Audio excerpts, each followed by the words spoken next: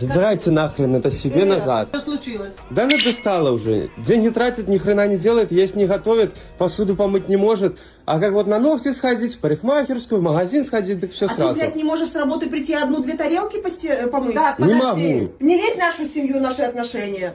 Ты вообще... Пошла нахер, он тебя брал, иди Я- нахер туда. Вы вообще херели, а? Иди, все. Альбом была, иди ты нахер. Я тоже могу жить, это тоже моя Иди кровь. домой, иди, забирай. Какие домой, нахрен? Ты Не-не-не-не. Слушайте, вы меня кто бесили или где? Все, забирайте. Забирай Ты её, просто всё. охренел забирать. Блин, здрасте там говорят. А ну иди сюда.